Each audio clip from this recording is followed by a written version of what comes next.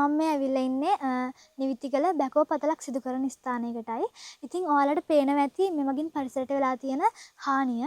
මම මගේ ව්‍යාපෘතිය ඔස්සේ බලාපොරොත්තු වෙන්නේ පතල් කර්මාන්තය කොහොමද නිවැරදිව සිදු කරන්නේ සහ පතල් කර්මාන්තයේ යෙදෙන පුද්ගලයන්ව නිසියාකාරව දැනුවත් කිරීමටයි.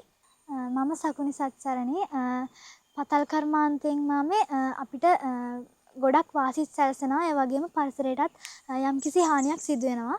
ඉතින් අපි මේ පතල් කර්මාන්තය නිවැරදිව සිදු කළොත් අපිට පරිසරයට එන්න පුළුවන් හානිය අපිට අවම කරගන්න පුළුවන්. පතල් හාරලා අපි ස්තර 3ක් ආකාරයෙන් තමයි එළියට ගන්නෙ.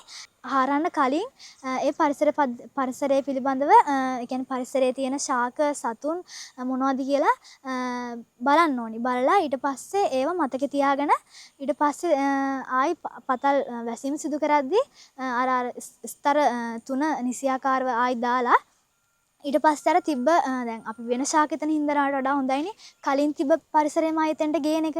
ඉතින් අපි ඒ තිබ්බ ශාකම ආයි එතන රෝපණය කළා කලින් තිබ්බ පරිසර පද්ධතියම එතන නිර්මාණය කරන්න ඕනේ. ඉතින් එතකොට අපිට එතනට වෙන හානිය අවම කරගන්න පුළුවන් ගොඩක්. මේ ස්ථානයට සකුනිදුව පැමිණ අපිට ආදර්ශමත් විදිහට මෙම පතල් කර්මාන්තය කර ගැනීම සඳහා උපදෙස් ටිකක් ලබා දුන්නා.